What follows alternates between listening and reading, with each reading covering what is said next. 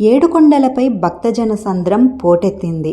మీరు తిరుమల ప్రయాణం ప్లాన్ చేసుకుంటుంటే ఒక్క నిమిషం ఇక్కడ లైవ్ అప్డేట్ చూసి బయలుదేరడం మంచిది. కొండపై రద్దీ ఏ స్థాయిలో ఉందంటే టోకెన్ లేని ఉచిత సర్వదర్శనం కంపార్ట్మెంట్లన్నీ పూర్తిగా నిండిపోయి క్యూ లైన్ ఏకంగా కొండపైన ఉండే శిలాతోరణం ప్రాంతం వరకు వెళ్ళిపోయింది.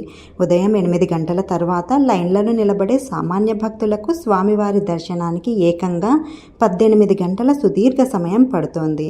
అలాగే 300 రూపాయల శీఘ్ర దర్శనానికి 3 నుండి 5 గంటలు, టైం స్లాట్ టోకెన్లు ఉన్నవారికి 5 నుండి 7 గంటలు పడుతోంది. నిన్న ఒక్కరోజే ఆ వెంకటేశ్వరుడిని 36,978 మంది భక్తులు దర్శించుకోగా 82,172 మంది మొక్కుగా తలనీలాలు సమర్పించారు. స్వామిపై భక్తులకున్న అపారమైన ప్రేమకు నిదర్శనంగా నిన్న ఒక్కరోజే హుండీ ద్వారా 5.15 కోట్ల అద్భుతమైన కానుకలు వచ్చాయి.